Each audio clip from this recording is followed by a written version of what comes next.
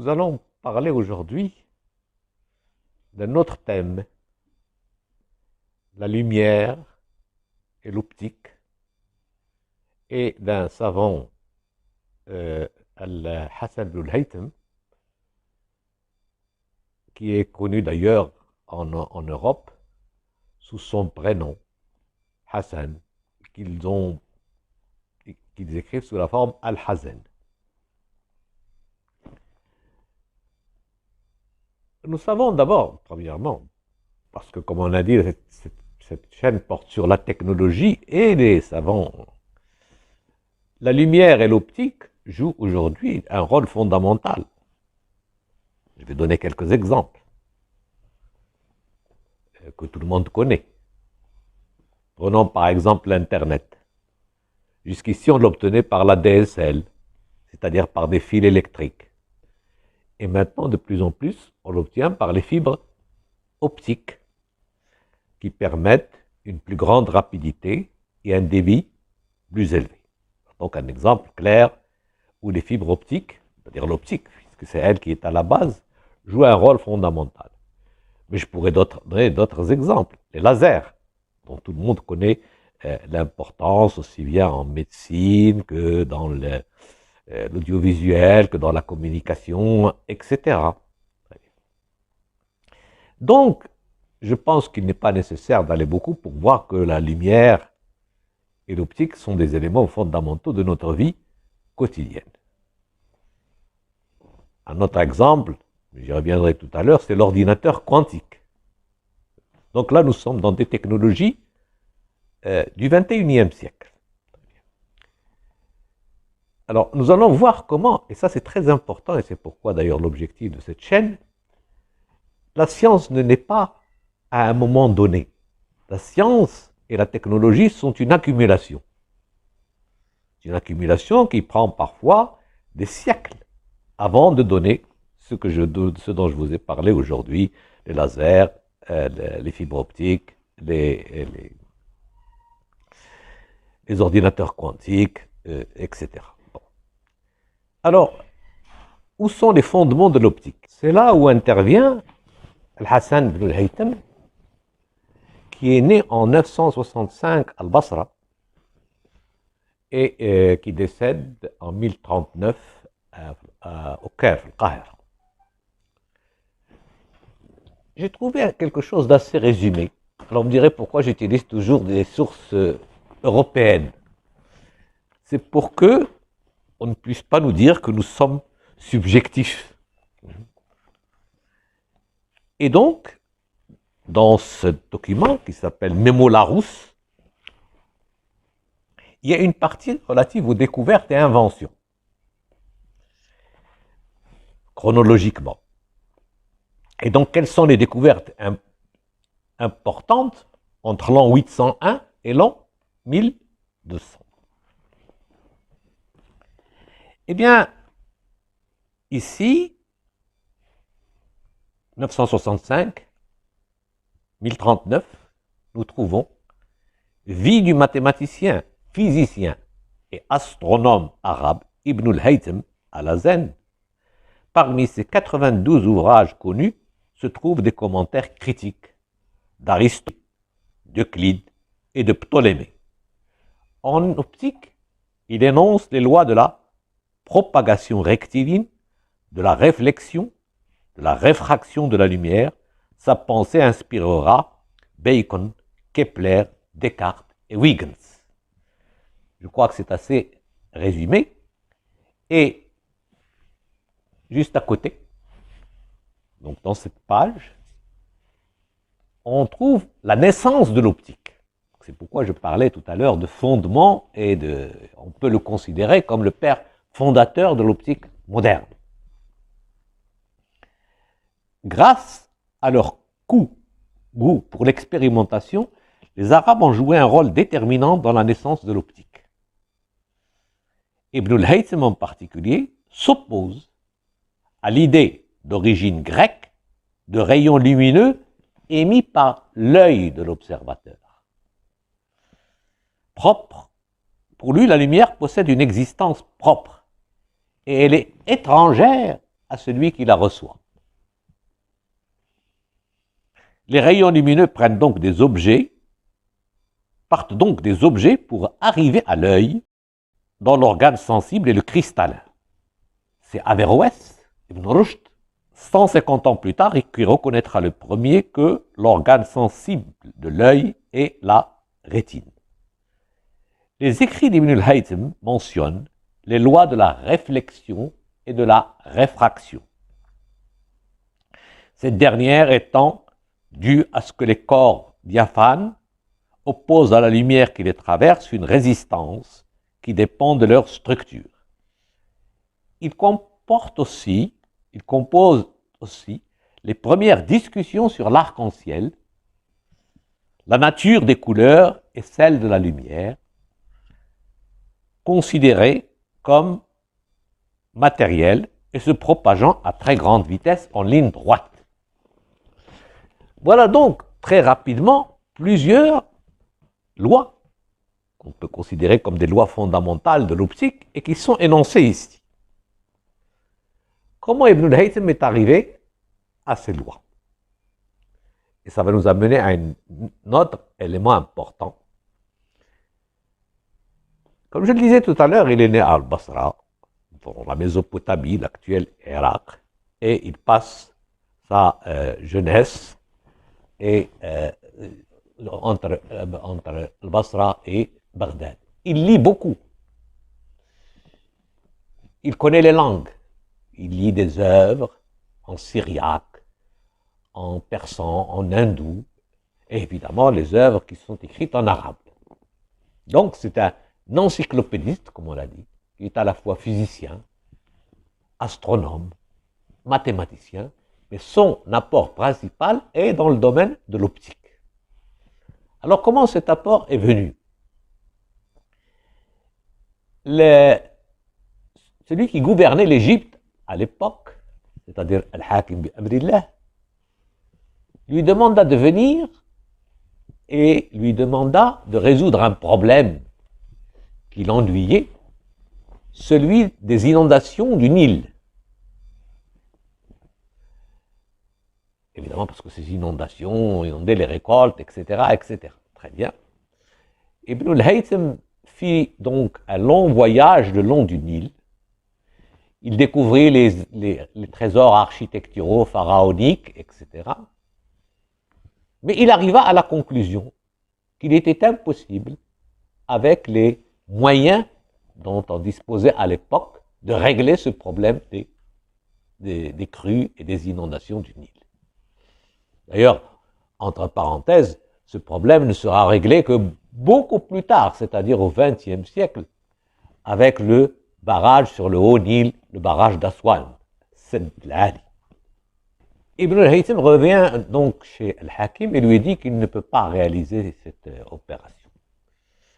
Al-Hakim n'est pas content du tout et lui confie un travail administratif, ce qui n'enchante pas du tout Ibn al-Haytham. Ça n'empêche pas d'ailleurs de faire quelques petites expériences, je vous en donne une qui est intéressante. Dans le patio, il y a une fontaine, et dans la fontaine, il plonge une tige ou un bâton, et comme vous savez, lorsqu'on plonge, parce qu'il y a deux milieux différents, l'air et l'eau, le bâton se courbe. Et il en tire une loi de la réfraction. Mais surtout, il ne veut pas rester dans ce travail administratif, et il simule la folie. Alors le Hakim l'envoie dans un cachot, où il restera de longues années. Et en plus, il demande au gardien de le surveiller. Je ne sais pas pourquoi d'ailleurs, mais enfin, bon. Alors pour ce faire, les gardiens, qu'est-ce qu'ils font? Ils font un trou dans la porte, par lequel ils peuvent voir ce que fait Ibn al-Haytham. Et ça va être quelque chose d'extrêmement important parce que par ce trou entre la lumière.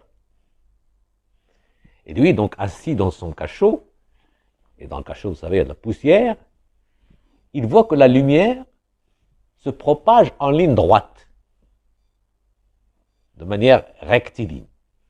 Et il adopte cette loi de transmission de la lumière. Vous voyez que c'est un physicien, mais ce n'est pas un physicien théoricien seulement. Et ça, c'est un autre élément important chez Ibn al-Haytham, qui n'existait pas avant lui, c'est la méthode scientifique. C'est-à-dire confronter une théorie à l'expérience. Ce qui est la base de la science et de l'esprit scientifique par la suite. Alors je donne un exemple. On a cité tout à l'heure l'histoire de est-ce que c'est l'œil qui émet la lumière ou est-ce que la lumière provient de l'extérieur. Les Grecs pensaient que c'est l'œil, je dis les Grecs, c'est Pythagore, Ptolémée, etc., que c'est l'œil qui émet la lumière vers l'objet. Or, il dit quelque chose de très simple. Mais dans ce cas-là, si on est dans l'obscurité, on doit continuer à voir l'objet puisque c'est l'œil qui émet la lumière. Or, on ne le voit pas. Donc, ça veut dire que la lumière ne provient pas de l'œil, elle provient d'une source de lumière. Alors, source de lumière, ça peut être le soleil, la lune, une bougie, etc. Et cette source de lumière éclaire l'objet, et ensuite, cet objet, ces rayons lumineux rentrent dans l'œil, où on a alors la vision. Vous voyez que là, il commence à lier la lumière à la vision. Et autre chose importante, et qui va donner naissance beaucoup plus tard à la photographie, c'est que voyant ce qui se passe, il fabrique une boîte, comme son cachot. Il fait un trou, une bougie, et il regarde ce qui se passe à l'intérieur de la boîte, avec un objet en dehors de la boîte. Et il voit alors que sur le fond de la boîte, on obtient l'image inversée de l'objet. C'est la plaque. Plus tard, ça deviendra la plaque photographique, parce qu'il suffit de mettre une plaque qui est sensible à la lumière pour avoir une image inversée qu'on va restaurer, bien entendu. Et donc, il appelle cela camara. Et c'est ce qui sera repris par Léonard de Vinci sous le nom de caméra obscura. Lui-même, il l'appelle chambre noire, Baytul Mudlim, et ensuite par Kepler. Et donc, vous voyez que de très loin proviennent des choses qui ne seront réellement opérationnelles qu'au XIXe siècle. Il dit également, et c'est important, que sur cette méthode expérimentale, on ne doit pas croire, on ne doit pas considérer comme acquis ce que disent les anciens. Par anciens, il parlait ici des Grecs. Il faut les confronter à l'expérience, à l'observation. Et si la théorie ne cadre pas avec l'observation, alors il faut revoir la théorie. C'est ce qui lui a permis de dire que la lumière ne provient pas de l'œil, mais provient de l'extérieur, d'une source de lumière. Et depuis son époque, ceci est un élément acquis dans l'optique. Donc, voilà la méthode scientifique, comment elle se développe. Et ensuite, comme je le disais, beaucoup plus tard, il y aura un autre point. Alors là, ça va nous amener encore plus loin. C'est qu'il considère que chaque point de l'objet, lorsqu'il reflète la lumière, donne un autre point qui lui correspond. Et donc, par conséquent, c'est la première fois qu'on parle de la décomposition de l'image en points. Aujourd'hui, ceci est connu. C'est sous la notion de picture element ou pixels ou points. Donc, c'est la base de la télévision, de l'image numérique et de ces éléments-là. Vous voyez donc que ce que je redis, c'est que les choses proviennent parfois de loin. Et comme on le disait tout à l'heure, il apporte beaucoup d'autres éléments. Je n'ai pas à rentrer dans tous ces détails sur la lumière qui est source d'énergie. Il donne un exemple, c'est que si vous prenez de la lumière, vous imitez un miroir, vous le focalisez sur un point, ça crée le feu. Donc, dans la lumière, il y a de l'énergie. Et ça mènera beaucoup plus tard à un débat entre Newton et Huygens sur la nature de la lumière. Est-ce que c'est une onde, une nature ondulatoire, ou est-ce qu'elle a une nature corpusculaire, c'est-à-dire est-ce qu'elle est formée de corpusculaire? C'est un débat extrêmement important qui a eu lieu beaucoup plus tard et qui va après, par une discussion entre Albert Einstein et Niels Bohr, arriver à la mécanique quantique, et donc à ce que j'ai appelé tout à l'heure l'ordinateur, à la théorie quantique et à l'ordinateur quantique. Je ne dis pas que c'est Ibn Haytham qui a introduit l'ordinateur quantique, je dis simplement que certaines idées vont être reprises. J'ai vu comment Léonard de Vinci la reprend, comment Kepler la reprend.